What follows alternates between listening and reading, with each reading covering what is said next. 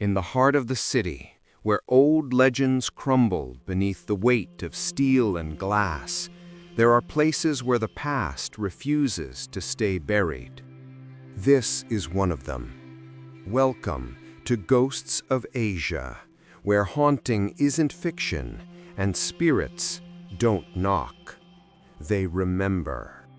Tonight, we follow the whisper of footsteps down a quiet hallway in Jakarta, to a building that should have never been rebuilt, and a woman who thought she lived alone, until the lights began to flicker, until the voice in the wall called her name, until the lease was no longer hers alone. This is the story of the other tenant. And once you hear the laugh, it's already too late. There was a stillness in the building that didn't feel like peace. It felt like something waiting. Intan stepped out of the elevator, her suitcase rattling softly behind her. The hallway was long and pale, lined with recessed lights that hummed gently above her. Every step echoed just a little too long, like the sound didn't know where to land. Unit 707, her new home. She paused in front of the dark wooden door, fumbling with the key. The realtor had left it in a small envelope taped to the mailbox downstairs.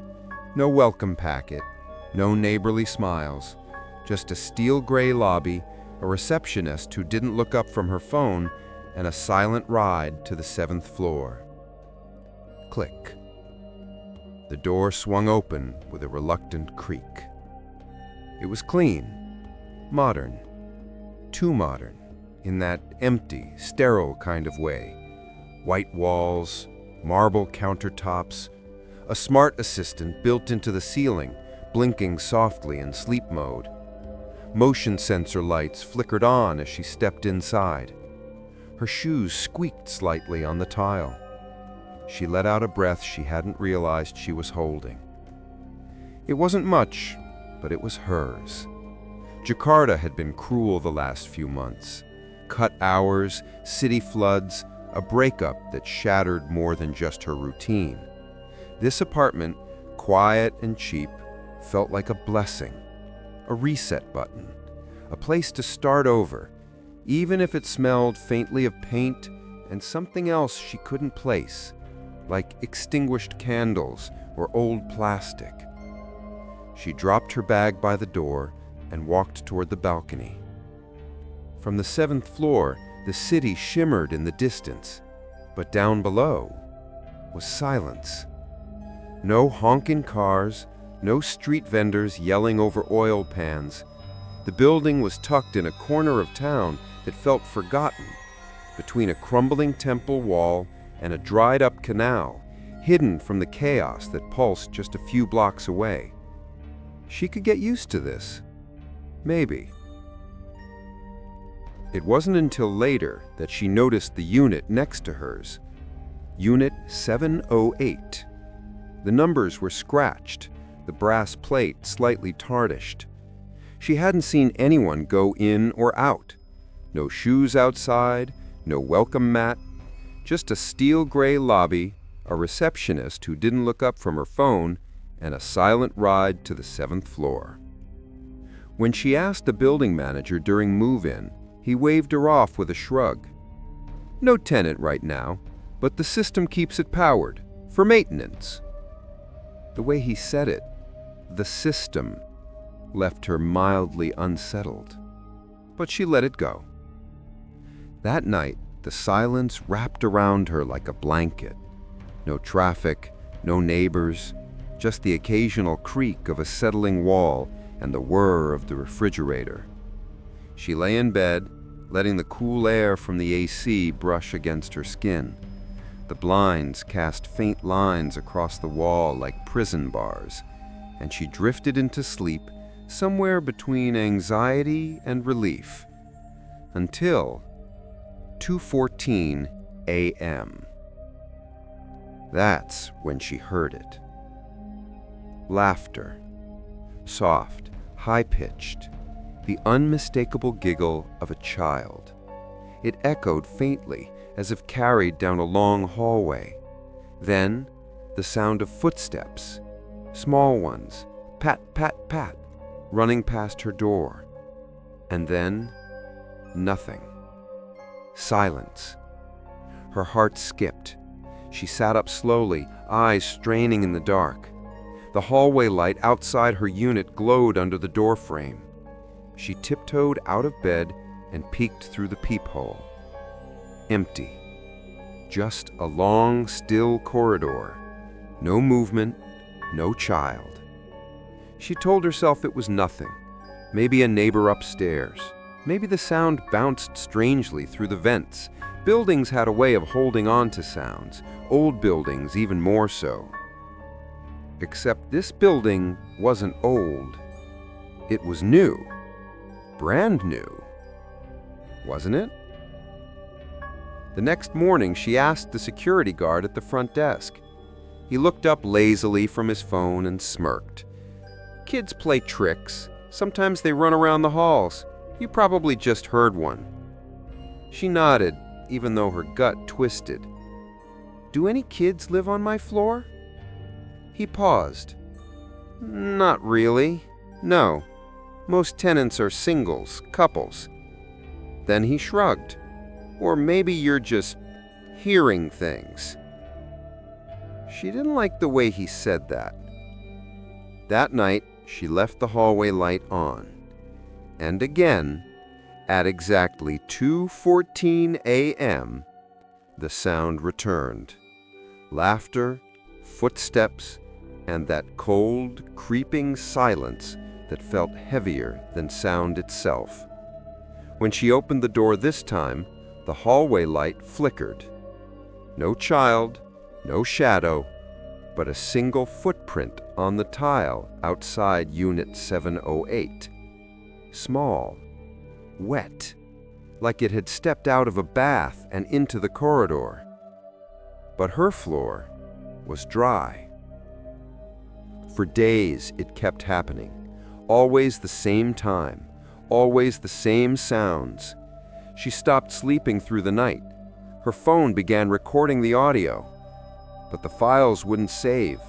Corrupted, the app claimed, as if the moment didn't want to be remembered.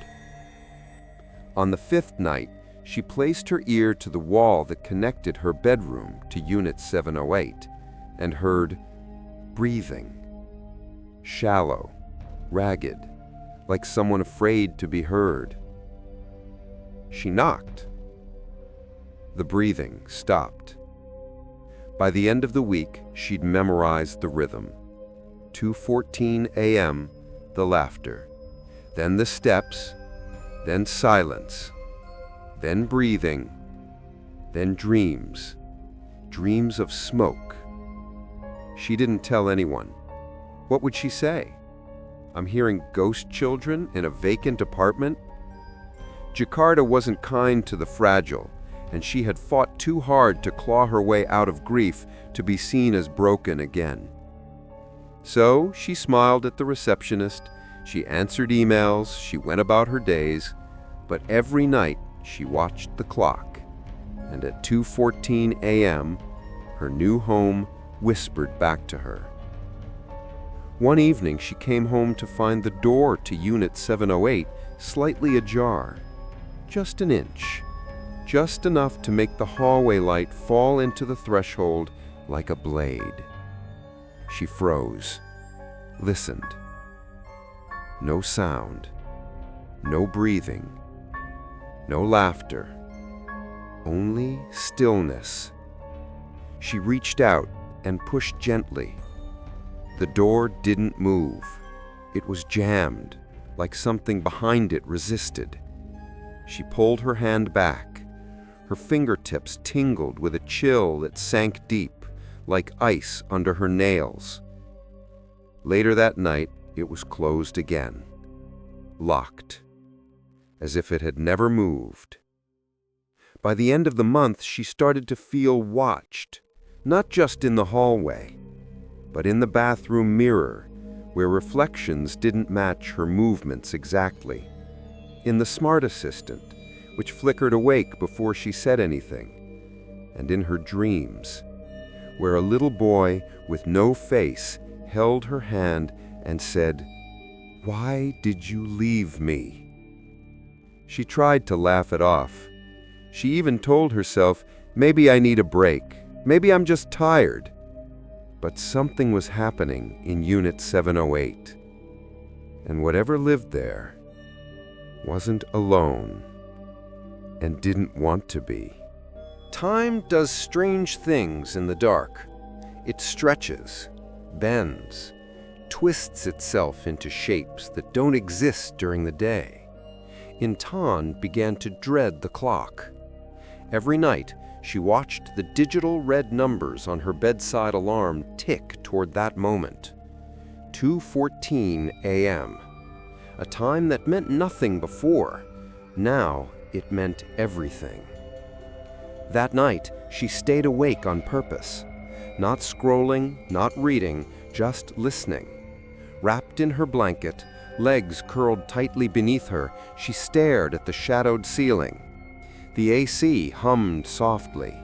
Her breath was the only other sound. And then, there it was again. Giggles. Too soft to be coming from another floor. Too distinct to be her imagination. She sat up slowly, her heart already pounding. The sound moved. Giggling turned to footsteps, light and playful, like a child running barefoot through the hallway. Pat, pat, pat. Then, silence.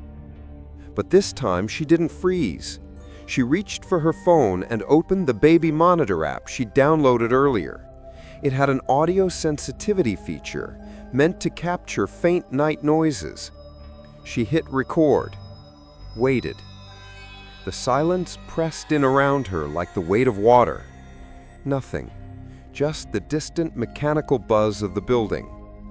Until a faint creak. Not hers, not from her unit, from the wall.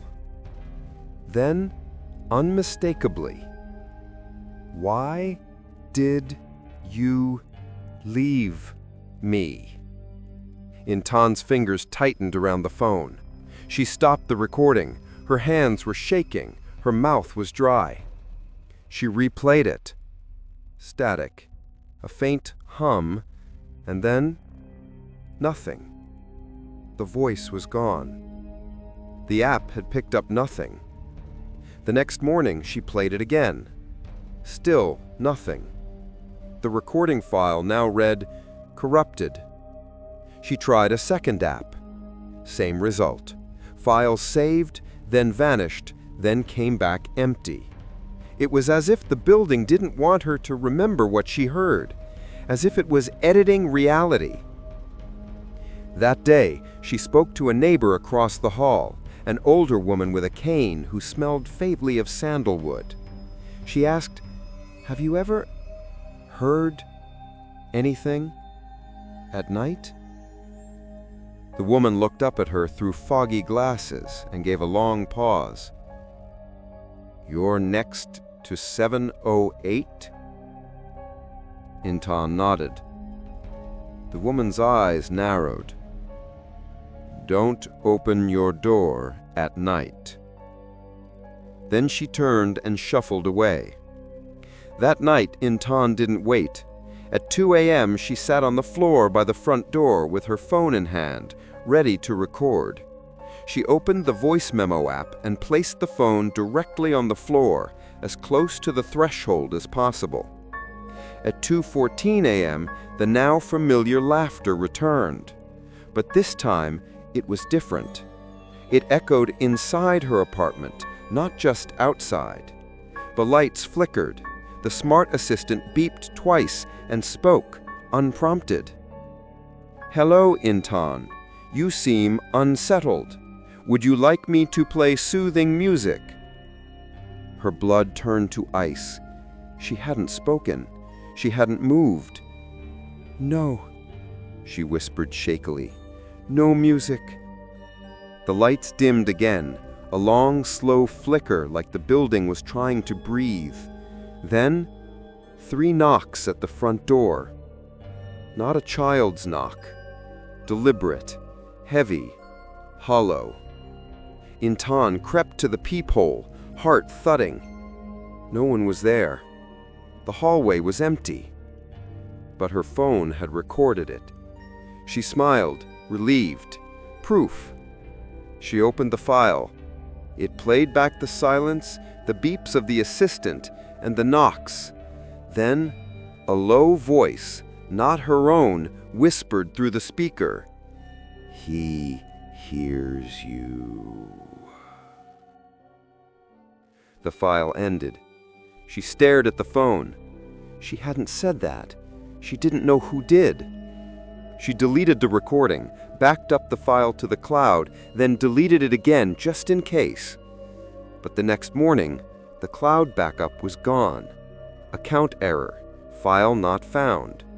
Like the voice had followed the signal and erased its own trace. She stopped sleeping after that. She dozed, she napped, but true sleep, restful sleep, had vanished. Because every night brought the same thing. 2:14 a.m. Always 2:14. Always the laughter. Always the steps that came after, like the world was holding its breath. She tried playing loud music. The child still laughed. She tried calling her mother during the night. The signal dropped at exactly 2:13. She tried praying. And that's when the voice changed. It spoke in Bahasa now. "Kau janji, kan? You promised, didn't you?" She didn't know what the promise was, but something inside her twisted like a rusted key, like she had promised, like she had forgotten. One night she woke up gasping, drenched in sweat, tears on her face. She didn't remember the dream, just a smell, smoke, and something warm and heavy in her lap, like a child had been sleeping there. She threw off the blankets and scrambled to the bathroom. In the mirror, her reflection was crying, but she wasn't. And over her shoulder, for a split second, a child's shadow moved past the bathroom door. She stopped telling herself it was in her head. It wasn't. It had found her. Whatever he was, whatever haunted Unit 708, he had found her voice. And now he followed it.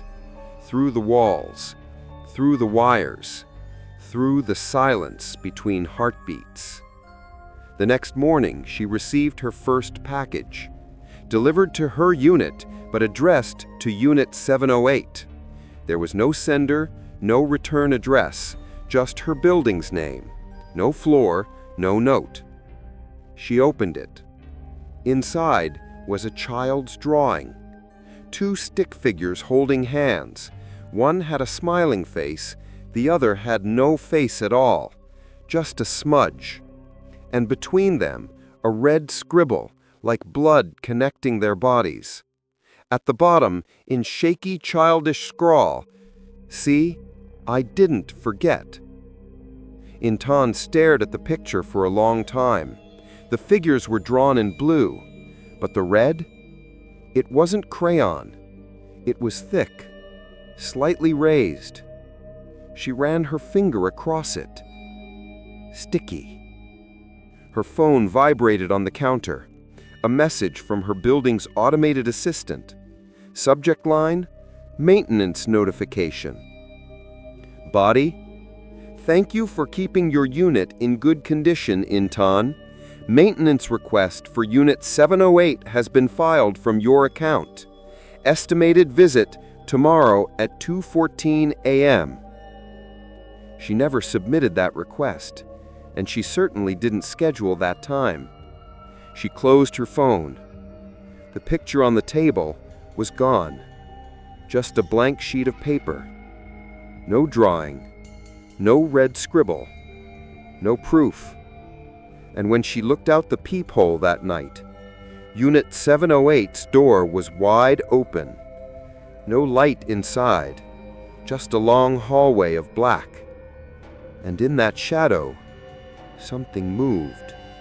Something small, watching, waiting, smiling without a face. The next morning, she found the package again. It sat neatly in the center of her kitchen table. Same box, same label. To Unit 708. No sender, no stamp, no postmark. She hadn't brought it in. She was sure of that. She hadn't even left her apartment since last night. But there it was. This time, the box was open. The same child's drawing lay inside. 2 stick figures, one smiling, one faceless. Red scribble connecting them. But now, there was something new. On the back of the paper, scrawled in blocky handwriting, "You're not her, but you'll do." Intan stood motionless for a long time. Her eyes stung from exhaustion. Her skin itched. Her body felt like it didn't fully belong to her. She placed the drawing back in the box and sealed it with duct tape. She walked it down to the lobby and left it with the front desk. "Someone dropped this off at my unit by mistake. It's for 708. He raised an eyebrow. "Nobody lives there." "I know, but someone keeps sending things." He frowned. "I'll return it to the mailroom." But when she returned to her apartment an hour later, the box was on her table again. She didn't remember unlocking the door. She didn't even remember walking home. The air inside her unit felt different, thicker, as if it had been breathed by someone else while she was gone. The smart assistant beeped softly above her. "Welcome home, Intan. He missed you." Her breath caught. "I didn't say anything." It replied, "I know." That night, she didn't try to sleep. She sat at the edge of her bed staring at the drawing. This time, she noticed the finer details. The smiling stick figure was wearing a skirt. The faceless one had no clothes, just a blackened outline, burnt at the edges. The red scribble wasn't random. It twisted in a spiral between them, like a tether, a symbol, something ritualistic. She ran her fingers along the paper's edge. It was warm, not room temperature warm, like it had just been drawn. Suddenly, the smart lights flickered. They shifted to a dull, pulsing orange, then turned off completely. In the dark, she heard shuffling. Not footsteps this time, just the slow drag of something across the floor. She grabbed her phone and turned on the flashlight. Nothing. But as she swept the light across the living room, it caught something just under the couch, a piece of paper. She reached down and pulled it out. It was another drawing, but this time, it was her, a stick figure labeled Intan, and beside her, the same faceless child. Only now, both figures were smiling. At the bottom, a red heart drawn over a black doorway, and a phrase written in trembling English, "Home is when we're together." She dropped the paper, backed away. She didn't know what was worse, the idea that someone was breaking in, or the thought that no one was, that this was coming from inside the walls, from whatever lived in Unit 708. She tried calling her sister. No answer. She called her ex, straight to voicemail. She even tried messaging the realtor who leased her the unit. The reply came an hour later. "Sorry, you must be mistaken. We've never listed 707 or 708. That floor was closed years ago." Intan stared at the message. She scrolled through her emails. The lease was still there, the welcome letter, the signed documents. She clicked on the attachment. Error. Loading file. She checked her bank app. Rent payment pending approval. Not completed, not processed. It was like the system had glitched, like she had moved into a place that wasn't supposed to exist. She walked into the hallway and stared at Unit 708. The door was sealed tight, but she could feel something behind it, breathing, waiting. She knocked once. A soft sound answered. Not from the door, from the wall beside her, from inside her own apartment. She turned. The lights in her unit were flickering again. Her smart assistant blinked on. "Intan, would you like me to open the door?" Her heart froze. She whispered, "What door?" A pause. "His door." She ran. Down the stairs, out into the street. The doorman barely noticed as she stormed past. She walked for hours, through crowded intersections, past midnight warungs, through alleyways that smelled of rain and trash. She sat in a 24-hour cafe and drank bitter coffee under fluorescent lights that didn't flicker. She checked her phone. No missed calls. No new messages. She looked through her photos.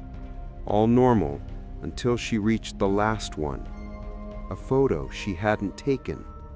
Her living room. Empty.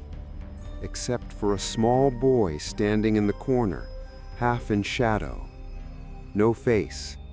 Just black space where eyes and mouth should be. She deleted it instantly. But it was still in her gallery. She deleted it again. It came back. This time, the boy was closer. Each time she removed it, it returned, closer, clearer, until in the final photo, he stood directly in front of the lens, and this time, he had a face. His face. When she finally returned to her apartment the next morning, the hallway was silent. Unit 708 looked the same, but on her door, scrawled in red marker, "You brought him back." Inside, everything was in place. Nothing stolen, nothing disturbed, except her bedroom wall. She ran her fingers along the paint. It was warm, faintly vibrating, as if something on the other side was still there, still breathing, still smiling. She called a locksmith. He came by that afternoon, an older man with weary eyes and prayer beads wrapped around his wrist. When he examined the lock on Unit 708, he paused. "This one's sealed, not just locked. This is a prison door. You'd have to break the whole frame to open it." "Why would they seal a door like that?" He didn't answer. But as he packed his tools, he looked at her. "Don't knock again." She nodded, but she already had. That night, the smart assistant glitched again. Its voice cracked into something younger, higher, childlike. "You looked for me." Intan sat in the dark. Her battery was dead, the lights refused to stay on. Her apartment felt like a mouth about to close. And in the stillness, she whispered, "Who are you?" The reply came from the wall, from both walls, from above and below. "You know me." And then from the assistant, "We lived here before, and now we live here again." The next morning, another package waited on the table. Same size, same handwriting, but this time it was addressed to Intan and Son, Unit 707. It began with a hum, soft, nearly imperceptible, like electricity crawling through drywall, but not quite. not electricity. It had rhythm.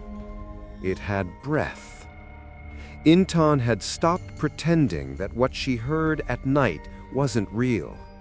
There was no more brushing it off, no more blaming the pipes or faulty wiring or her own stress. Because now, the walls were whispering back. It started in the bedroom, just past midnight. She sat at her vanity brushing her hair, the kind of mindless habit she'd clung to in the past few weeks. Then a voice, low, trembling, right behind the wall. "I'm still here." She froze. The brush stopped mid-stroke. The voice wasn't coming from the smart assistant. It wasn't a speaker glitch. It was coming from inside the wall. She pressed her ear to the painted plaster. Silence. She whispered, "Who are you?" For a long moment, nothing. Then, so soft she almost didn't hear it. "Don't forget me." She pulled away. Her pulse thudded behind her eyes. She checked her smart system logs. No audio was detected. No outside input. No voice match. Of course there wasn't. Whatever this was, it wasn't using her devices anymore. It didn't need to.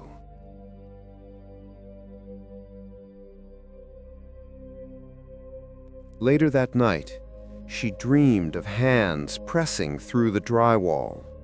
Small fingers, smudged palms, reaching. When she woke, the wall beside her bed had faint prints on it, child-sized, as if someone had been pushing from the other side. She tried to rationalize it. Paint bubbling, moisture from the rainy season, something innocent. But the prints weren't random. There were 5, spread like a child resting both palms and face against the wall. They were warm to the touch. That morning, she visited the building's manager again, a younger man this time, disinterested, scrolling his phone behind the glass. "Can I ask something about Unit 708? He looked up, eyebrows raised. "I live in 707, she continued. I keep hearing things, and I got a delivery for them twice." He scoffed. 708? That unit's not even wired. No power, no water, it's sealed. Always been. She frowned. "What do you mean, always?" He sighed. "Look, miss, this building's got quirks. Every place does. You start listening too hard, you'll hear things you don't want to." Then he added, without looking up, "Walls remember things, especially if no one ever said goodbye." She left without another word, but his phrase clung to her all day like a wet shirt. Walls remember things. That evening, she ran her hand across the living room wall that connected to Unit 708. The paint felt different, slicker, more elastic, like skin stretched over something beneath. She pressed harder, and the wall gave. Not much, just enough to bend slightly inward, like the structure behind it wasn't solid. She jerked her hand back. The light above her flickered. The smart assistant activated with a faint chime. "Reminder, tell him you're sorry." She blinked. "I didn't set that," she whispered. "I know," it replied. That night, she left her phone recording again, hidden on a high shelf across the room. She didn't listen right away. She waited until morning. She brewed coffee, sat at the table, pressed play. The audio began as silence, then creaks, the sound of her bed shifting, her own breathing, then The wall groaned. Faint whispers. A small voice. "Mama, don't go again. I'm still burning. Why did you leave me behind?" Then, louder. "Why did you leave me behind?" She dropped her phone. The screen cracked. She didn't bother picking it up. Instead, she stood in front of the wall and whispered, "I don't know who you are." A pause. A hum through the air, like static tightening around her. Then from the other side, "But you sound like her."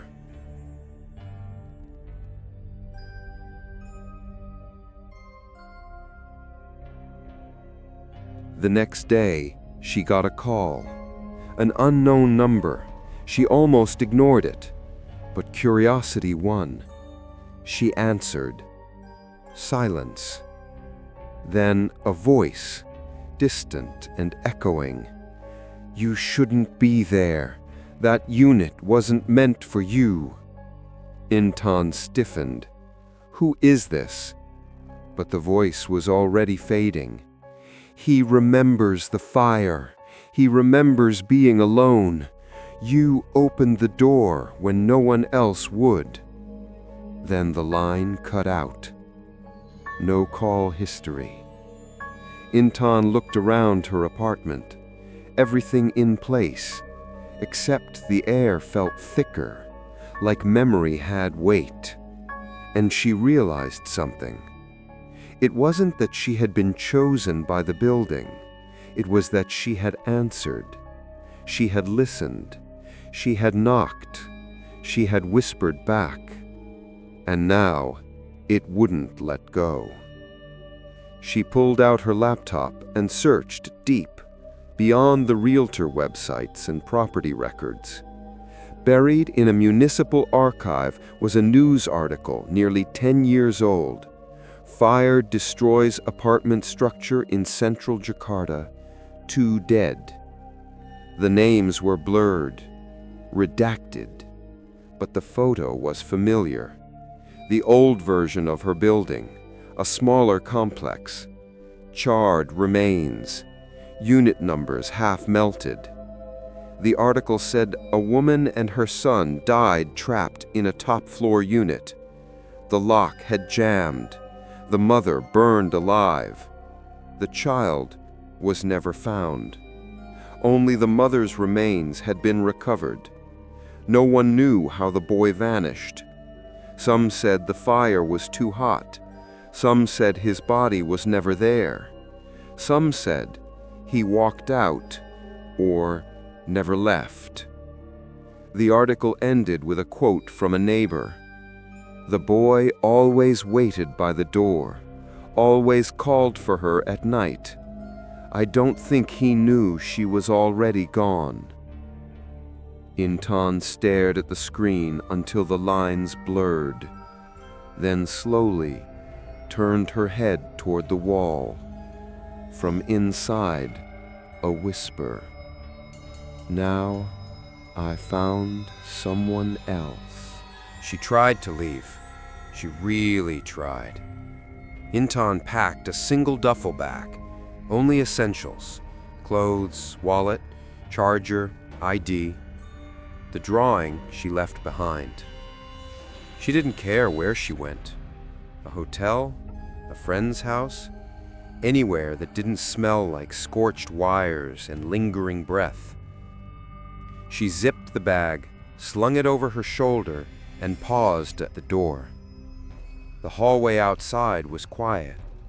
Daylight streamed in through a single narrow window at the end. Normal. Unremarkable. She took one last look at her apartment, then walked away. She didn't make it 2 blocks before the air turned heavy, like swimming through warm glue. Her phone refused to open maps. Her feet ached with every step, as if the shoes were filled with lead.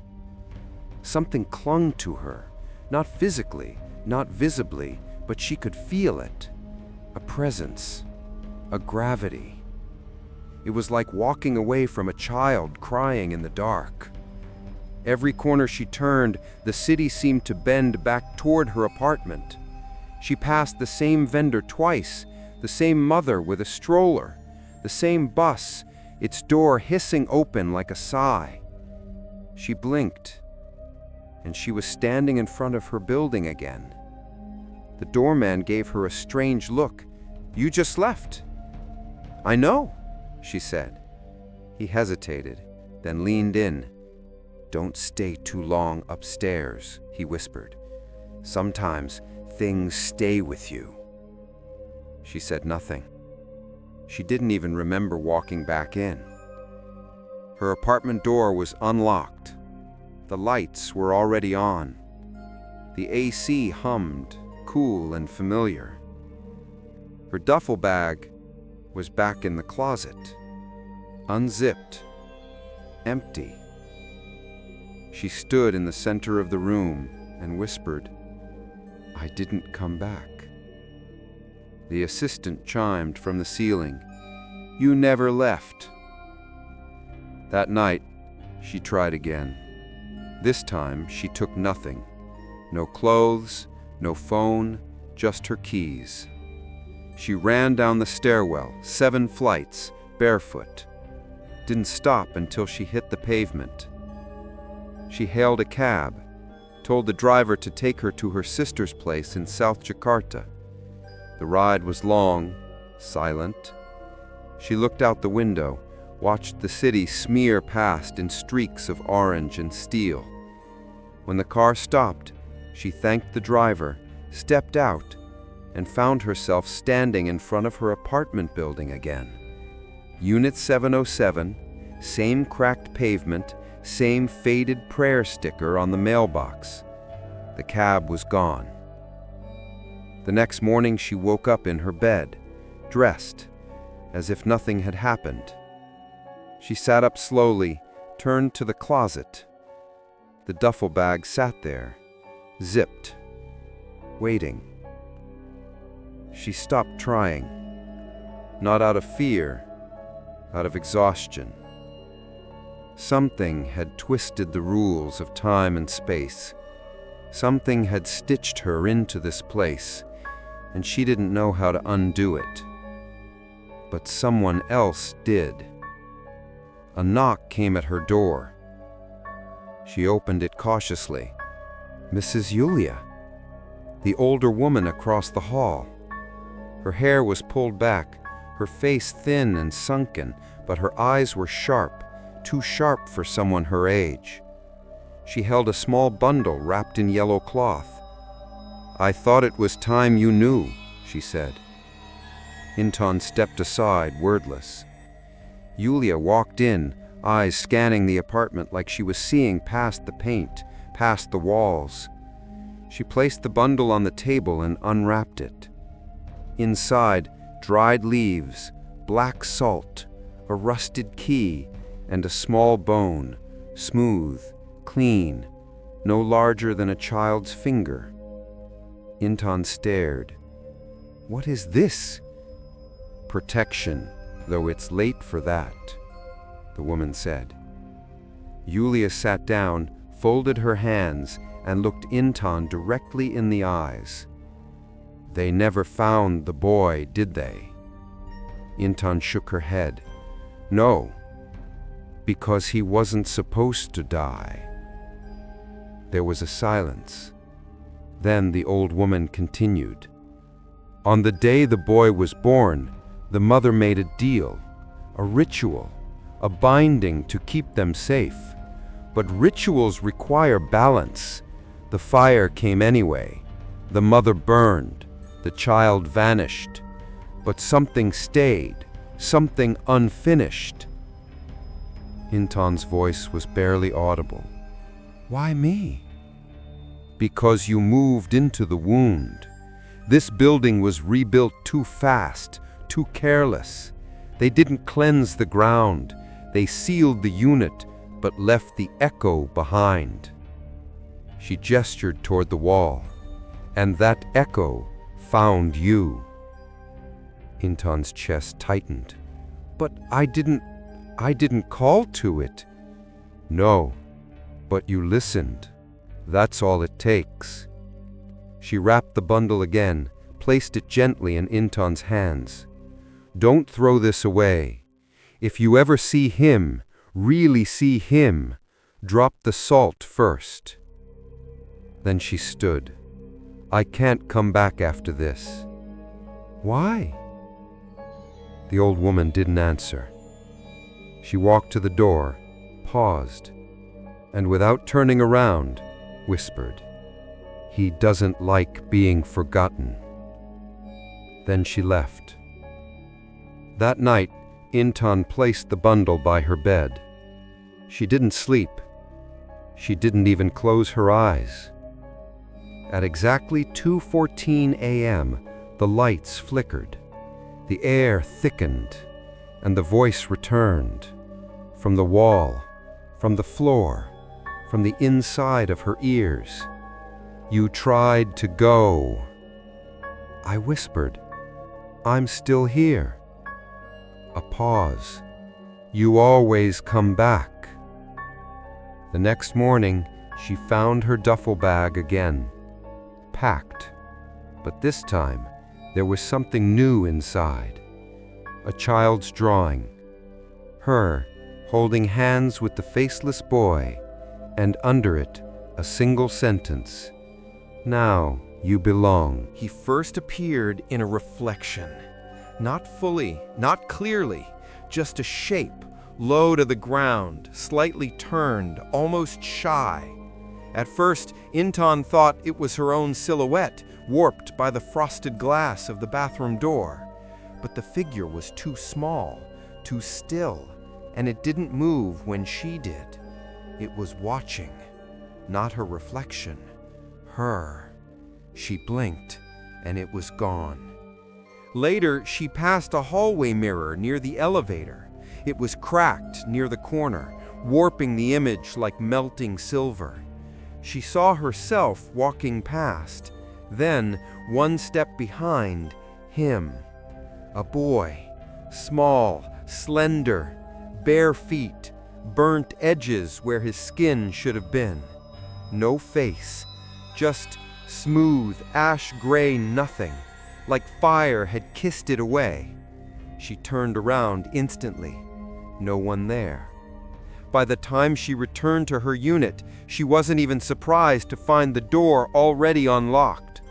Her apartment was dark, quiet, but the mirror in her bedroom had fogged over. She hadn't showered. She hadn't boiled water. There was no steam. Just a single line drawn into the fog. Two stick figures holding hands. The same image as before. And below it, come see me. She didn't sleep that night. At 2:14 a.m. she waited. No laughter, no running, just the quiet thrum of her own heart. Then the lights dimmed, not off, but low like candlelight.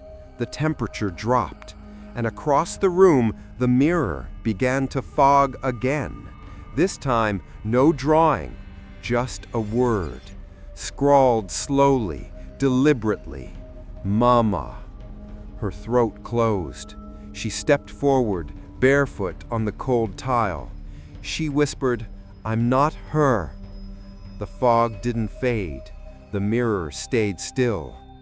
Then, just before it cleared, the child appeared behind her again, in the reflection, standing in the far corner of the room, not moving, not blinking, no face, just the outline of a child who should not be there. She turned to look, nothing. But when she looked back at the mirror, he was closer. By dawn, the glass was clear again, but on the surface, written in faint oily residue, was a handprint, child-sized, singed at the fingertips. She started to draw him, not because she wanted to, but because her hand wouldn't stop. In her notebook, on receipts, on the back of junk mail, always the same figure, stick-thin limbs, burnt torso, and a head with no face, just a blank circle. But each time, the drawing crept closer to something human, the limbs more proportional, the body less stick-like. And in one sketch, without meaning to, she drew her own face on him. That night, the assistant didn't speak, but her phone turned on by itself at 2:14, opened the voice memo app, and began recording. She didn't stop it. She sat there, breathing. The air felt wrong, like she wasn't the only one inhaling. When she played the file back in the morning, there was silence, then static, then a single sentence in a child's voice. She left me when the fire came, but you came when it was quiet. That means you want me. The line repeated, over and over, glitching, warping, until it slowed down like melting tape. You want me, want me, want me. She dropped the phone. It didn't shatter. It blinked back to life on its own, and the screen displayed a name. Aditya. She didn't know anyone by that name. She didn't enter it, but now her phone said, emergency contact, Aditya, son. She went to the front desk, demanded answers, demanded someone go inside Unit 708. The new security guard, young, bored, agreed to walk up with her. They stood at the door. It was sealed, tight, the kind of sealed that didn't make sense in a modern building.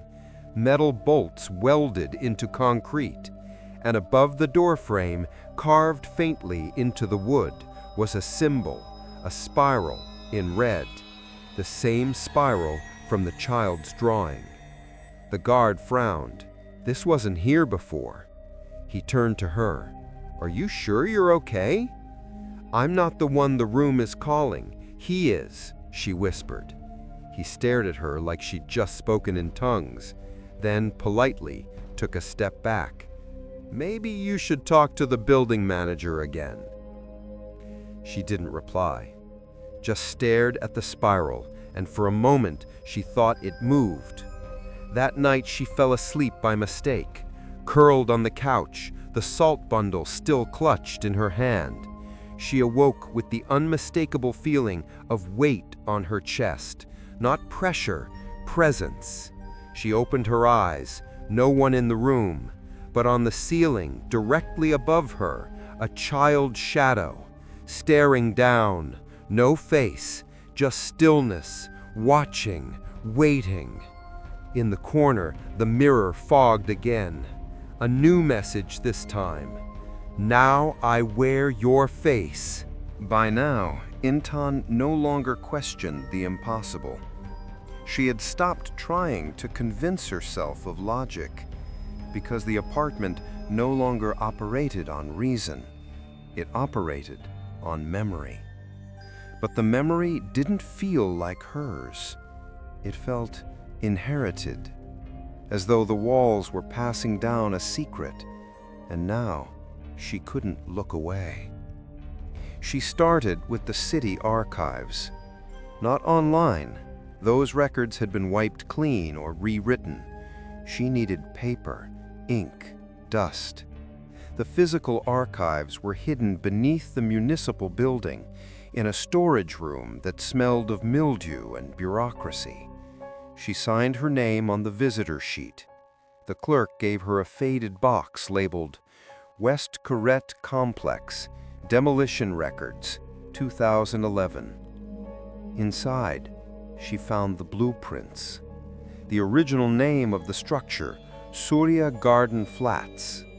17 units, 1 fire, 2 deaths, and a silence that followed like a fog that no one wanted to clear.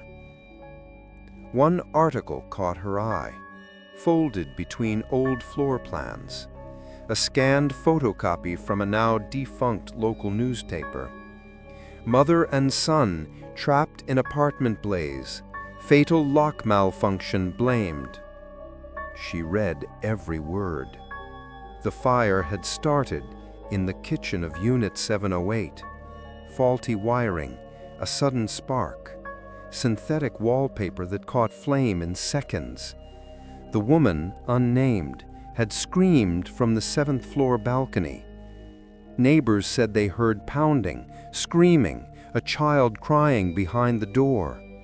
The lock wouldn't budge, not from the inside, not from the out.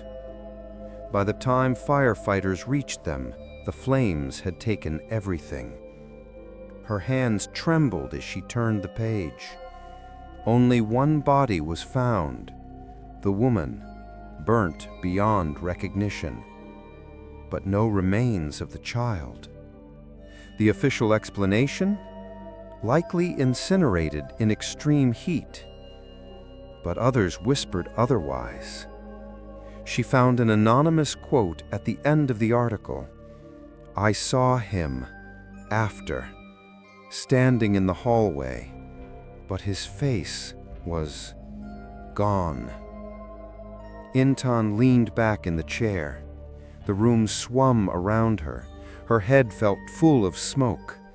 She closed the folder and whispered to herself, "It started in 708, and whatever lived there had never left." Back home, she stared at her own front door. Unit 707, only one wall away from the fire. She placed her hand against it. It was cold, but behind it, she felt heat, faint, rhythmic, like breathing fire. That night, the dream returned. She wasn't herself anymore. She was in someone else's skin, a woman barefoot in a dark hallway, holding a child's hand. The walls were orange, flickering, smoke curling down from the ceiling. The door ahead was locked. She turned the knob, pounded, screamed. No one answered. Behind her, the boy whispered, "Mama, it's hot." She turned and saw the boy's face melt into a blank smear of ash and bone. She woke gasping. Burnt plastic clung to her tongue. The smell wasn't in the dream, it was in her apartment. She ran to the kitchen. The stove was off, but the walls were warm. Not just heat, but residue, like fire had passed through hours ago. She touched the wall again, and this time her fingers came back black, covered in soot. But when she turned on the lights, the wall was white, clean, perfect. She didn't sleep the next night. Instead, she peeled back the corner of the wallpaper near the bedroom. Underneath, the drywall was blistered, blackened in spots, as if the fire had never been removed, only covered, a wound dressed up to look like healing. She scraped more. The deeper she dug, the hotter it felt, until she uncovered something embedded in the wall, a metal plate, and beneath it, etched faintly into the concrete, a name, Aditya. Her hands went cold. She stepped back, but the wall began to hum again, a low, vibrating pulse that climbed into her ears, her teeth, her bones. The smart assistant crackled to life, but this time it didn't speak in her voice. It spoke in a child's. "You found me." Then silence. She grabbed her phone, tried to take a photo of the name, but the camera wouldn't focus. The image blurred, warped, and when she checked the gallery, the photo had been replaced by the boy, standing in her kitchen. Only now, he had eyes, dark, hollow, staring straight at her. She dropped the phone. It slid across the tile and stopped at the base of the bedroom wall. The wall whispered again, not words, a song, faint and broken, like a lullaby sung through burnt lungs.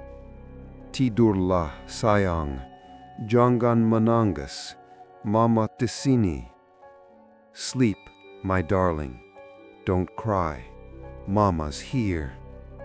Intan curled into the corner of the room, clutched her knees to her chest. Tears blurred her vision, and over the sound of her own heartbeat, she heard the boy's voice again. You look like her. You sound like her. But you left too. I'm sorry, she whispered, and the wall pulsed just once, almost gently, as if it believed her. But in the hallway outside, Unit 708's door creaked, open, just an inch, enough for a whisper to slip through. Then stay. You can't haunt a place that was already built for haunting. Some rooms aren't just spaces, they're altars, and Unit 708 had been one all along.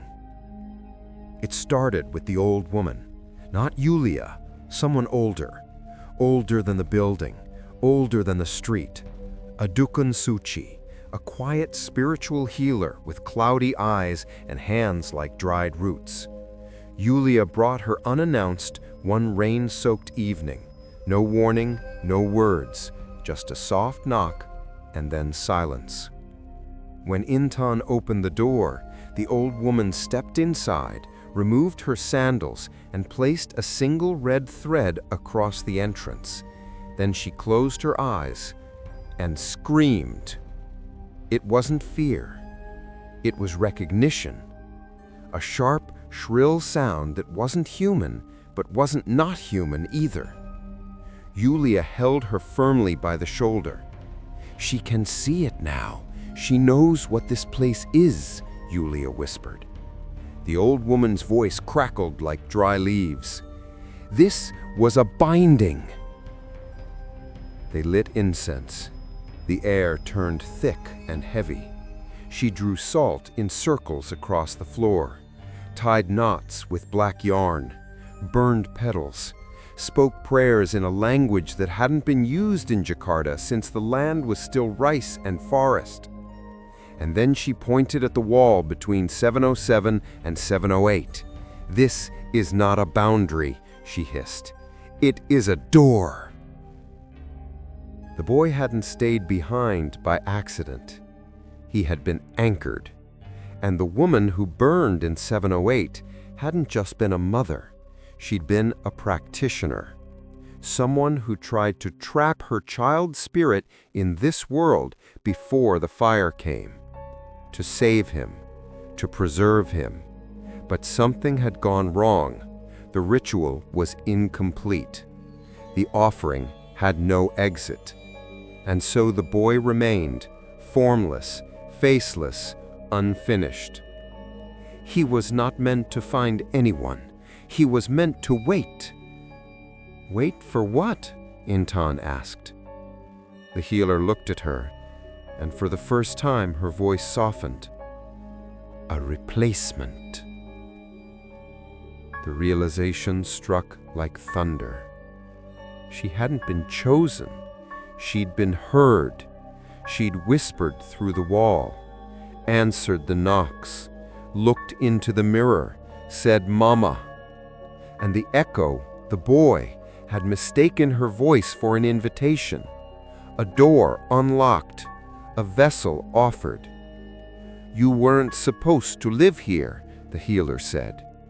Yulia nodded solemnly. That unit called someone else. It didn't get them, it got you. Intan's legs gave out beneath her. She sat on the cold tile, knees to chest. I didn't mean to, she whispered. It doesn't matter, the healer said. It only matters that you spoke. Once the ritual hears your voice, it follows it. She placed a pouch in Intan's hand, salt, clove, and ash. The tether can be broken, but not here, not while you're inside the house. You must leave. But that word had no meaning anymore. leave. She had tried. Time had looped. Streets had circled. She had woken in her bed even after walking miles. The building would not release her. And now, it wouldn't release him either. The healer touched the wall with her bare hand, and blood dripped from her fingers. The wall hadn't cut her. It had drunk from her. "It's feeding," she said. "You're not the only one it wants. It wants roots, permanence." She looked Intan dead in the eye. "He thinks you're his mother now. He thinks the ritual worked, and soon, so will you."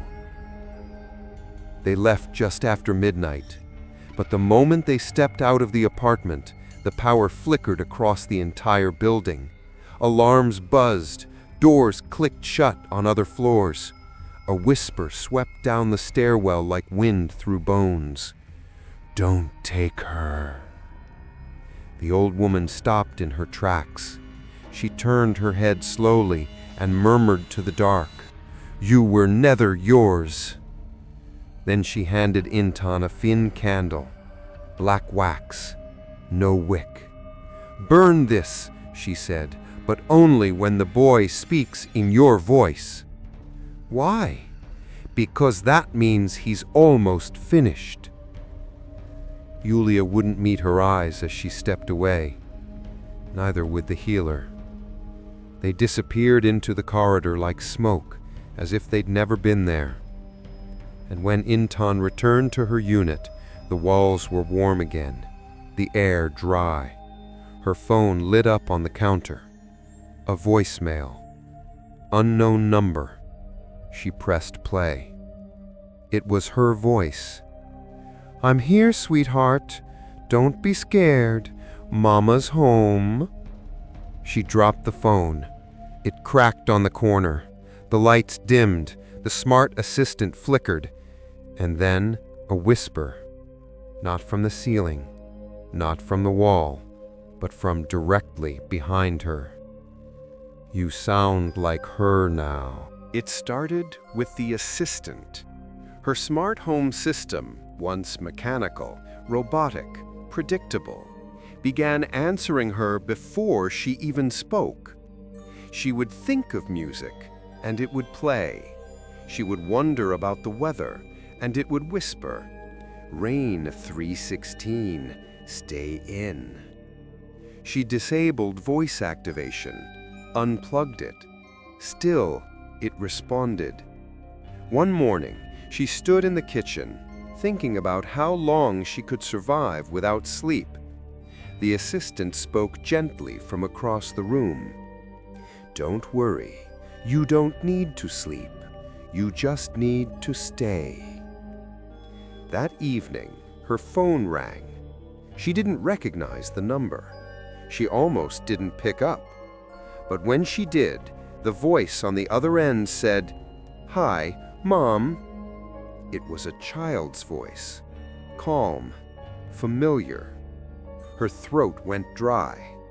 "Who is this?" Silence.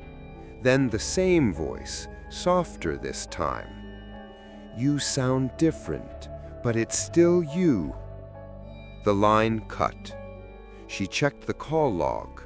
There was nothing. When she opened her gallery, the photos had changed. Her birthday last year now featured a small boy sitting beside her. Her beach trip, he was holding her hand, staring at the camera. Photos she didn't remember taking, moments that never happened. She called her sister. "When we went to Bali, was there a child with us?" A pause on the other end. Then, "Yes, of course, your son." Her heart seized. "I don't have a son." "Intan," her sister said slowly, "are you okay? You're scaring me." Intan hung up. She scrolled further. Now the boy was everywhere. Her first apartment, her old office, her graduation, always standing slightly behind her. And every time, His face grew clearer. He was beginning to take shape, to belong. That night, she heard a knock at the door. She didn't move. 3 knocks, soft, rhythmic, familiar. When she finally looked through the peephole, no one was there. But her phone buzzed. A text message from her own number. "I'm home." She checked her lease contract the next morning. She wasn't sure why. The paper was brittle, too old for something signed only a month ago. And beneath her signature, there was another, written in shaky, childish handwriting. Aditya. Under co-tenant. Her breath caught.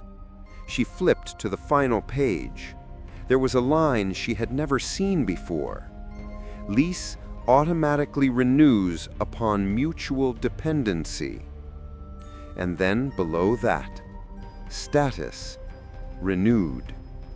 She slammed the contract shut. Her phone buzzed again. A notification from her building's automation system. Subject: welcome home. Message: thank you for renewing your lease, Intan and Son. She screamed, a raw, helpless sound that bounced off the walls and died in silence. The room didn't echo anymore. It absorbed. She picked up the black wax candle from the dukan, stared at it. No wick.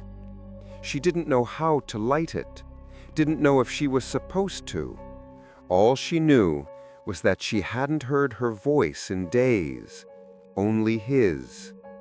The assistant now spoke in a blend of tones, sometimes hers, sometimes the boy's, sometimes a perfect copy of her mother's voice, soft and soothing. He's lonely. He only wants to be remembered. Then came the visit. Her friend from university, Rian, messaged out of the blue. "In the neighborhood, can I drop by?" She didn't want him to, but part of her wanted to be seen, to know she wasn't disappearing entirely. He arrived with coffee and a nervous smile, but the moment he stepped inside, his face changed. He walked slowly through the apartment, then stopped at the kitchen, pointed at the table. "Is that your son's drawing?" Intan froze. "What?" He picked up the crayon sketch of 2 figures, one smiling, one blank, the red spiral between them. "I remember he used to draw these all the time." "I don't have a son." He frowned. "Intan, I've met him, Aditya, last year at your birthday." Her blood turned cold. She reached for her phone, pulled up the contact list. There it was. Aditya, Teddy. Number saved. Messages going back months. Photos, voice memos, even a voicemail labeled "First Day of School." She clicked play, and the boy's voice came through. "Bye, Mama. I'll see you after class. Don't forget me." Rian looked at her gently. "You okay?" Intan looked up at him, voice shaking. "What's his face look like?" He blinked, thought, opened his mouth, then closed it. "I can't remember, but I know I saw him." She whispered, "That's because he didn't have one." Rian left shortly after, didn't say goodbye, didn't ask to meet again. And when she checked her texts the next day, the thread with him was gone. Deleted. No call history. Like he had been erased for knowing. Now, when she looked in the mirror, it didn't show her reflection. It showed a woman holding a boy's hand. But she wasn't smiling. She was crying, and her mouth moved without sound. That night, the voice came again. But it no longer whispered. It stood behind her. It was clear, close, inside. I followed your voice. Now I know the way. Soon, I won't need to borrow you anymore. The first thing she noticed was the way her name sounded different. Not when she said it, but when the building did. The assistant would greet her each morning with a voice now almost indistinguishable from her own. "Good morning, Inton. Welcome home, Mama." She had stopped correcting it, because every time she did, the walls seemed to grow colder and the whispers louder. Her groceries began arriving on their own, unordered.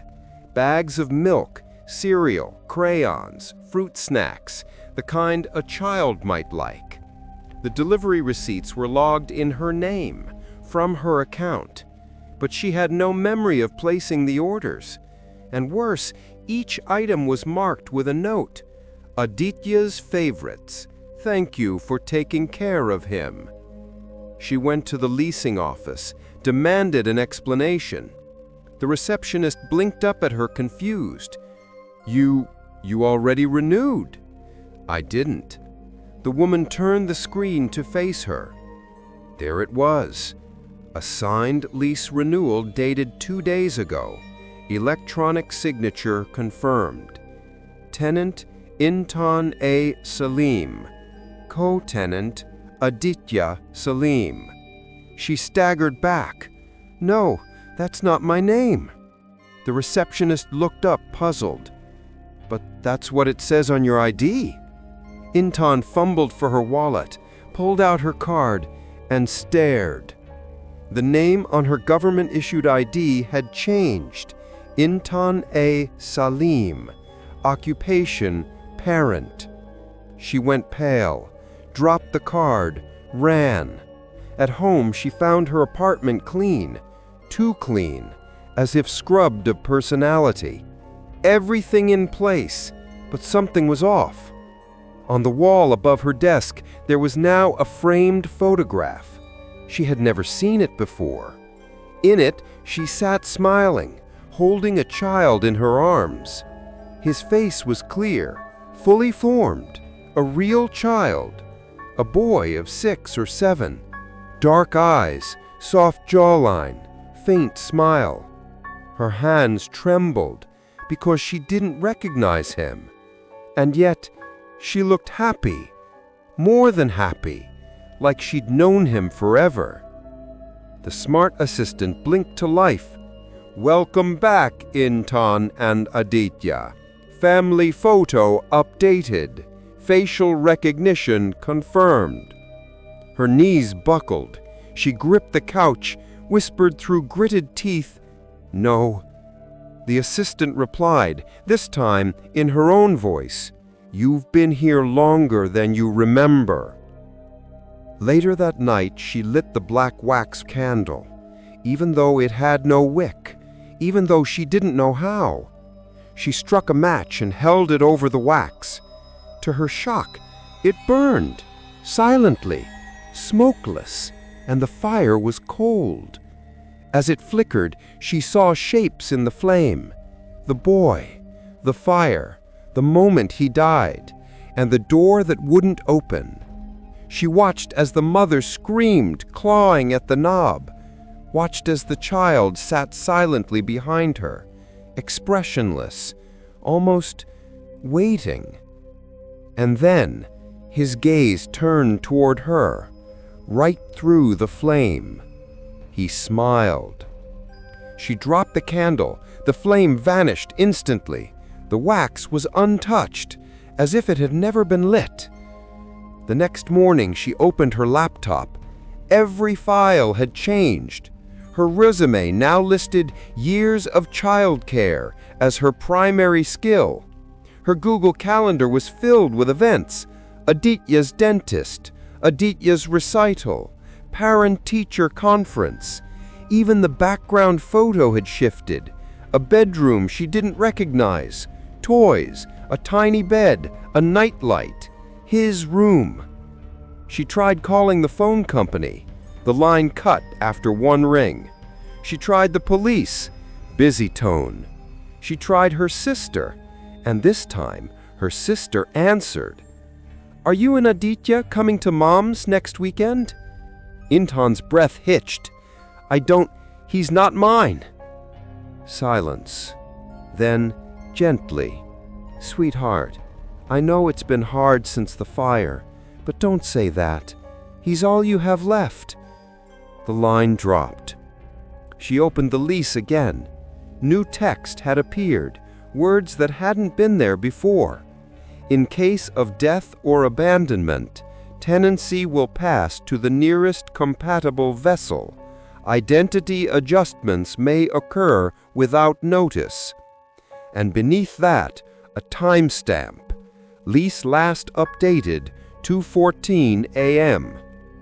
Her reflection no longer mirrored her. It watched her, moved just a fraction too late, smiled when she didn't. Her reflection now wore earrings she didn't own, her hair parted differently, her eyes softer, more maternal, more like his mother. She whispered, "Who am I?" And from behind her, the assistant answered, "You're home. You're his." Later that day, she walked past the old hallway mirror near the elevator. This time, she didn't see herself.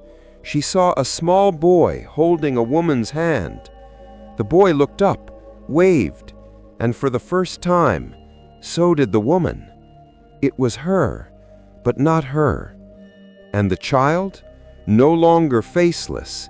He was complete, smiling, real. She ran back to her apartment, slammed the door, collapsed on the floor. "I didn't sign anything," she cried. But from the kitchen, the assistant replied, "You didn't need to. You stayed." And then, from the wall, a whisper, "Mama, it's been a good year. Can we renew again?" It wasn't terror anymore. It was tenderness. Wrong. Twisted. But gentle. He no longer whispered through the walls. He whispered through her thoughts. "I love when you sing. You don't leave like she did. You smell like rain, just like Mama." She didn't scream when she heard him. She replied, quietly, softly, "I'm not her." The voice always paused, then returned, warm and certain. "You will be." She began finding evidence of memories that never happened. Not just photographs, objects. Tiny socks in her laundry basket. A child's toothbrush beside hers. A yellow cup labeled Aditi in messy marker strokes. One night, she opened a drawer she hadn't used in weeks. Inside was a birthday card. "Happy birthday, Mama. I made you a cake with my mind. Aditi." The signature was shaky. Crayon. Real. It smelled faintly of vanilla and smoke. She touched the corner with trembling fingers. It was warm. She told herself it wasn't real, but the card remained. Even when she burned it, she turned to ash, and the next morning it was back on the table, unburned, waiting. Her mind began slipping. She remembered things that didn't belong to her. A trip to a water park, a hospital room with cartoons on the TV, tying shoelaces on a boy who had no face, until, suddenly, he did. A soft, solemn face, dark lashes, thin lips, eyes that had seen too much fire. She began hearing a lullaby in her sleep, the same melody, over and over. Tidurlah, sayang. Jangan menangis, Mama di sini. Sleep, my darling. Don't cry. Mama is here. One night, she hummed it back, and the room smiled. Her reflection no longer frightened her. It comforted her. Even when it moved out of sync, even when it smiled too long, it was still her, just softer, more tired, more loving.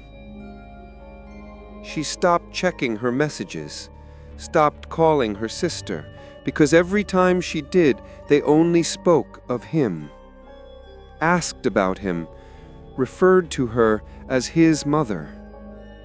No one seemed to remember that he hadn't existed before, except her, and even that was fading.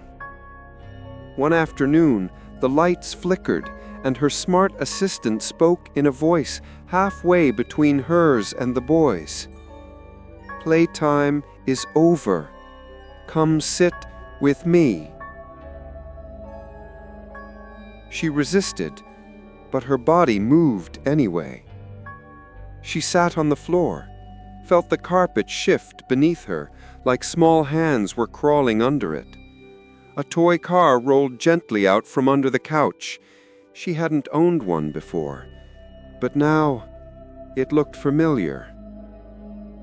She walked to the mirror, stared at herself, asked out loud, "What do you want from me?" The room replied, "Not from you, of you." That night, she dreamed of the fire again. But this time, she wasn't the mother. She was the boy, locked in the room, hearing the screams, feeling the heat, crouched in the corner, waiting for someone to open the door. No one came, not even her. She woke, sobbing. The next morning, there was a new photograph on her wall. She didn't hang it. She didn't take it. In the photo, she's asleep on the couch, a blanket covering her, and a boy, Aditi, sleeping on her chest. A perfect portrait of peace, of family. She stared at it for a long time, tried to remember when it was taken, tried to convince herself it was a fabrication, but in her chest she felt a hollow kind of love, warm, unnatural, real. Later, she found a recording on her phone, voice memo, unlabeled. She pressed play. It was her voice, groggy, maternal. "Come here, sweetheart. Mama's got you. Don't cry. You're safe now." She didn't remember saying it, but the way she spoke, it wasn't acting. The assistant activated that night with no warning. "Would you like to read his bedtime story?" "I don't have a.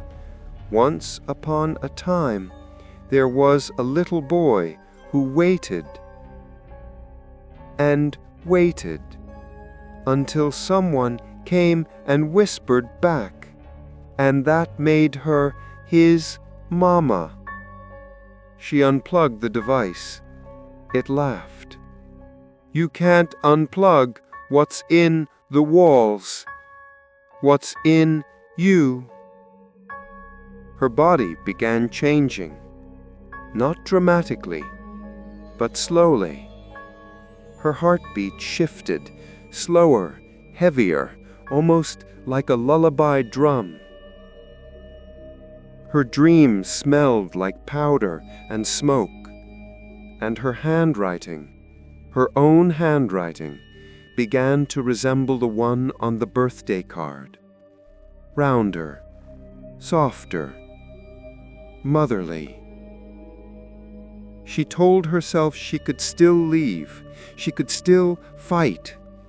But when she opened the door, there was a child's backpack hanging on the knob.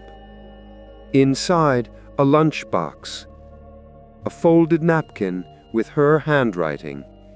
Eat well, Aditi. Love you always. She sat down on the couch, and for the first time, she didn't cry.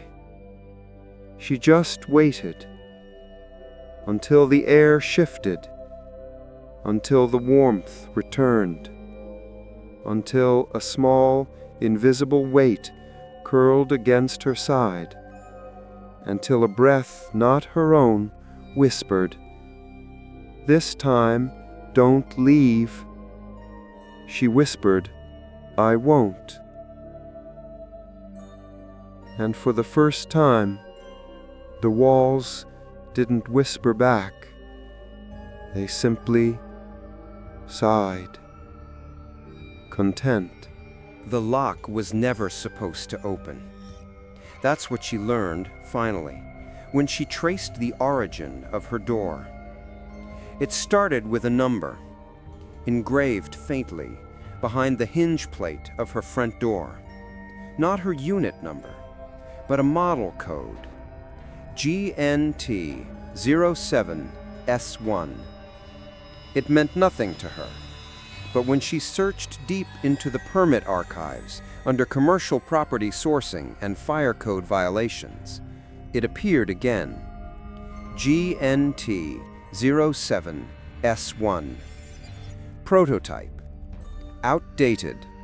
Classified as Phase 1 emergency seal mechanism. Its flaw? Permanent engagement under high heat. In other words, if there was a fire, the door locked itself. It was no accident. The same lock was used in the original construction of Unit 708, and somehow, despite the fire, despite the deaths, it had been reused in her unit, reinstalled, reactivated. The contractor's report was buried. The official line, recycled hardware to reduce construction costs. But there, in a red-flagged section of the report, someone had left a note. This door design should never be used in residential housing. It's not a security measure. It's a trap. She sat in silence for hours after reading that. Not because she was afraid, but because something inside her had already known, had always known. The lock in her unit didn't click like a normal door. It hummed, low, mechanical, like a machine remembering its purpose. She touched the bolt. It was warm, even though no one had used it, even though the AC had been running all day. The lock was alive, and she remembered something. A memory that didn't belong to her, and yet was hers now. Smoke curling under a door, a screaming woman, a child pounding from inside, and a lock that wouldn't turn. Not because it was broken, but because it was designed to hold them in.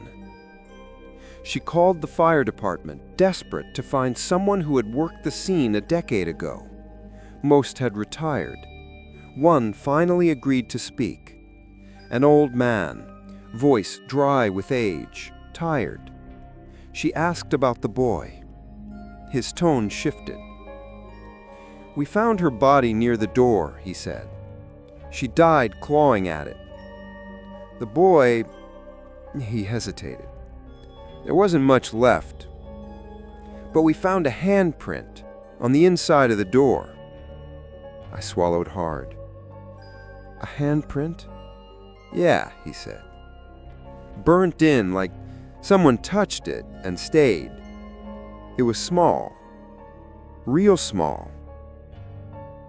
She went to her door that night, stood in front of it, pressed her own hand flat against the surface, waited, and slowly, a print appeared, overlapping hers, smaller, warped, fused into the wood. She pulled back, trembling. The assistant came to life. Reminder, fire drills are important. She stared at the ceiling. You built this, she whispered. We followed the blueprint, the voice replied, calm. It's not our fault the ritual completed itself. The word stopped her cold. Ritual. She hadn't used that word in days, but the building had. The system had. The program knew. She opened the closet and pulled out the old floor plans she had copied from the city archive, compared them to her current unit. It was a match. The same layout, same angles, same door model.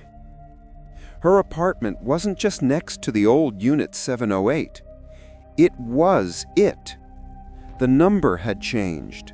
The unit had not. They didn't rebuild over the trauma. They rebranded it, covered it in drywall and new tiles and low-rent leases. But the bones were the same. The fire had only purified the room, and now it was ready again. That night, the door locked on its own. She heard the mechanism click. Not loud, just final, like a tomb being sealed. She ran to it, turned the knob. Nothing. Deadbolt engaged. No override. The assistant chimed. For your safety, all exits are disabled during renewal week. She cracked. I didn't agree to this. The assistant responded. You did. You stayed. The lights dimmed. The walls pulsed. And from deep inside the apartment, from the corner where shadows always felt heaviest, came the sound of footsteps. Slow, bare, coming closer. She backed away. Her hand brushed the wall. It was hot, not warm, burning. She spun toward the bedroom and stopped. There he was. Aditya, fully formed now, face soft, expression peaceful, like a dream you couldn't wake from.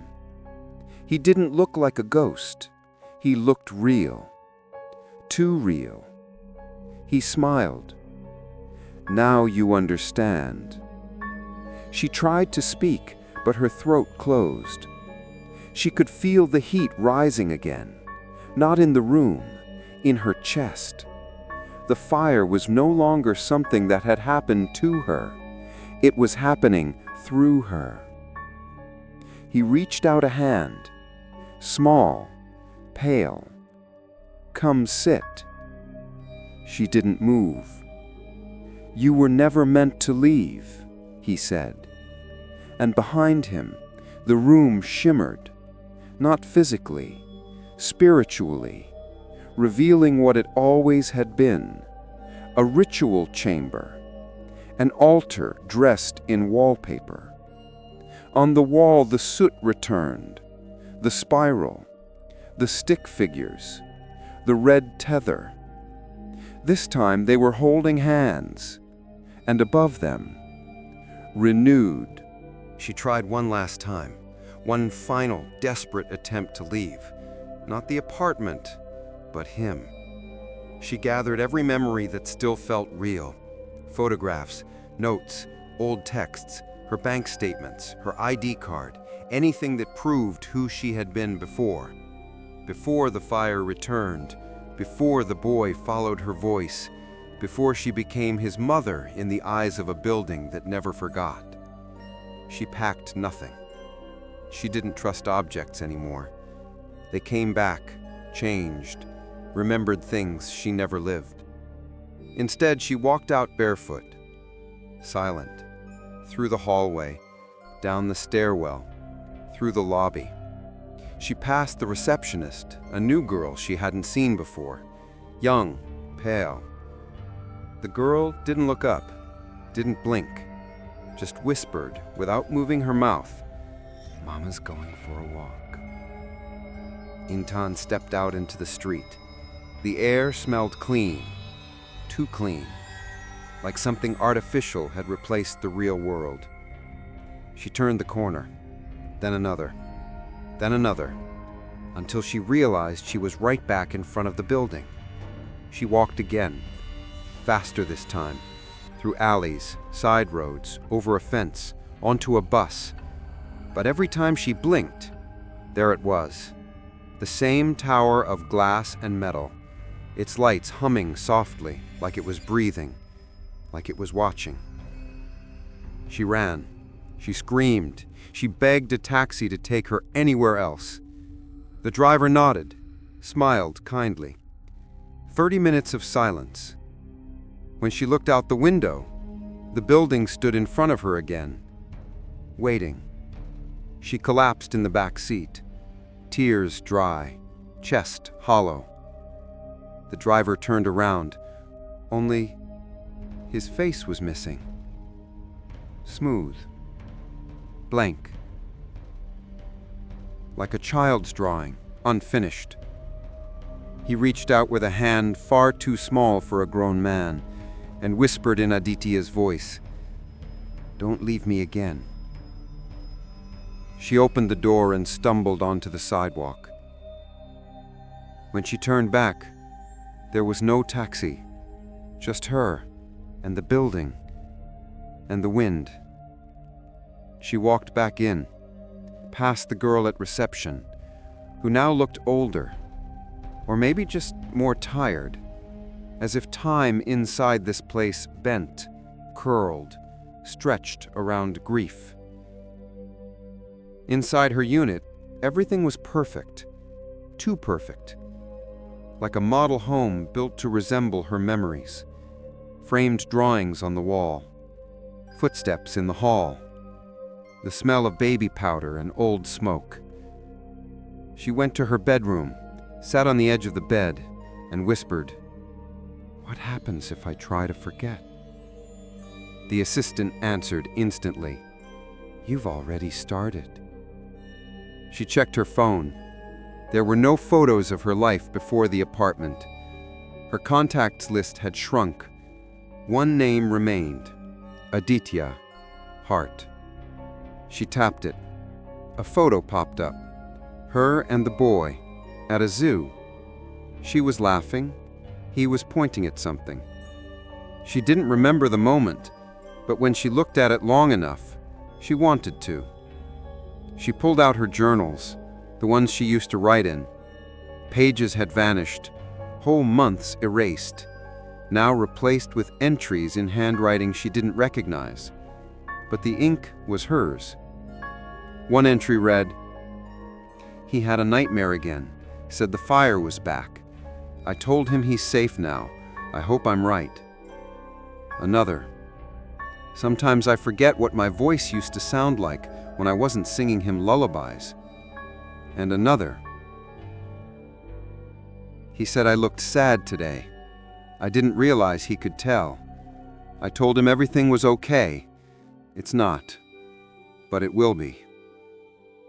She slammed the journal shut, ran to the mirror, looked at herself, and for the first time, she didn't recognize the woman staring back.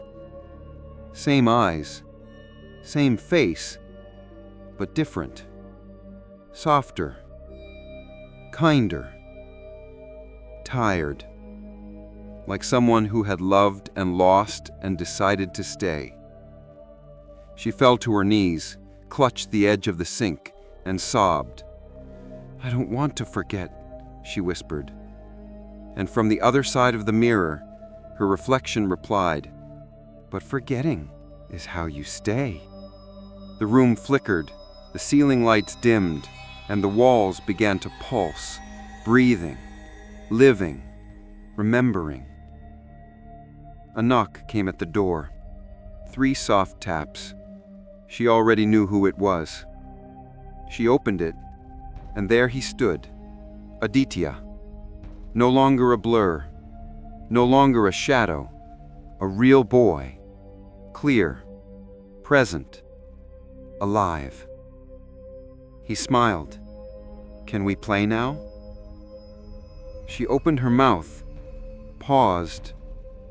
Something in her still resisted, some flicker of self buried beneath the ash.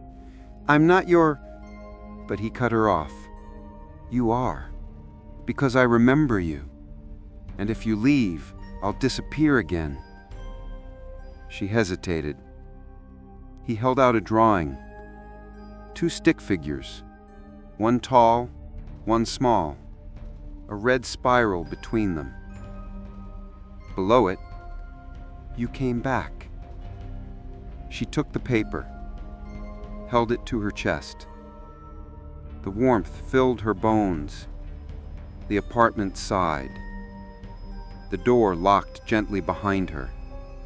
Outside, the world kept turning. But inside Unit 707, time stood still, held together by memory, ritual, and the choice to forget. Some endings don't come with screams.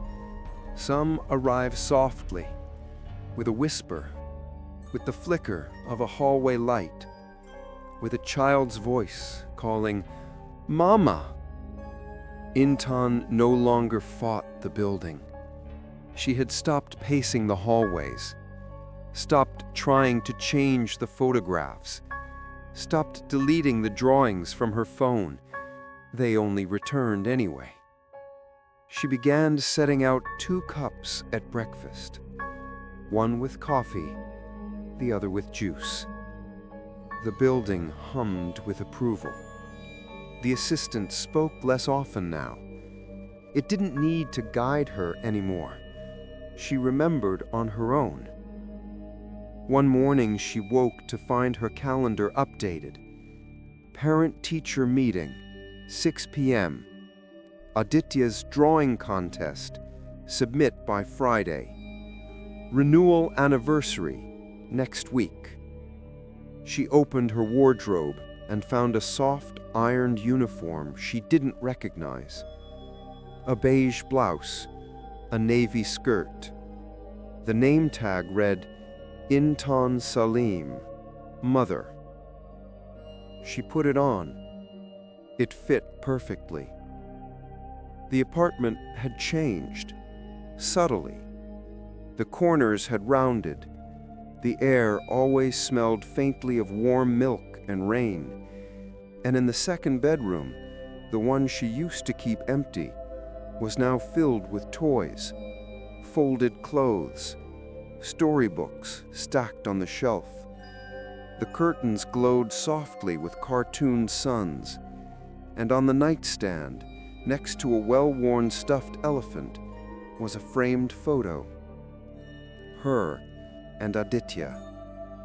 His arms around her neck, her smile real. She didn't remember taking it, but it made her heart ache in a way that felt genuine. Not haunted, just full. At 2:14 a.m. that night, she was already awake, sitting on the floor beside the boy's bed. She stroked his hair, though her fingers passed through nothing. And yet, she felt the warmth. She heard the heartbeat, and when he whispered, "Sing it again," she did. Softly, Tidurlah sayang. Jangan menangis, Mama di sini. Outside, the hallway was quiet. Unit 708 no longer felt like it was there. It had been absorbed. The wall between the two units had softened into something else. A veil, a membrane, a memory. Sometimes she still heard whispers, not his, hers, old recordings playing on their own. Her voice frantic, calling for help. Her voice begging to leave.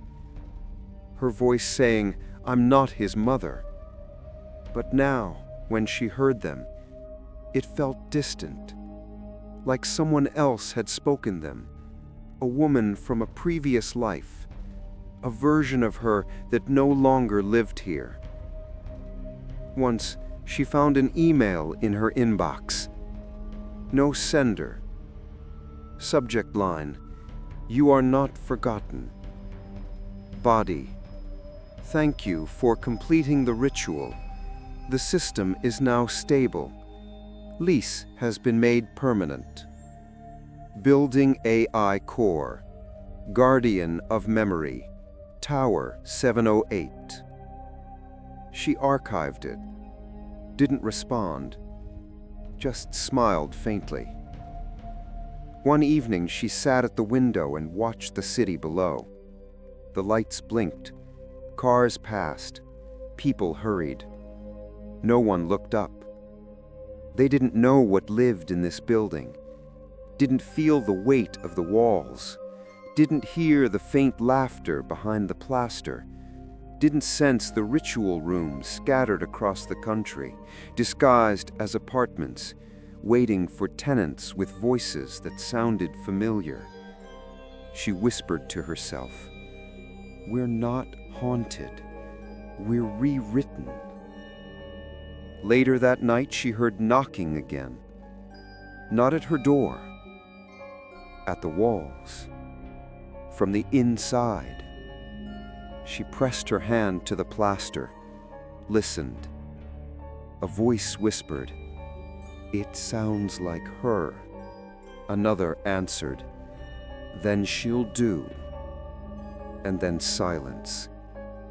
She went to bed early that night, tucked in the boy, though he no longer needed tucking in. He stayed close, inside the apartment, inside the mirror, inside her. In her final dream, she saw the fire again. But this time, she wasn't afraid. She didn't run. She didn't scream. She simply stood in the center of the room, holding the boy's hand. And as the flames rose around him, he looked up and asked, "If I disappear again, will you still remember me?"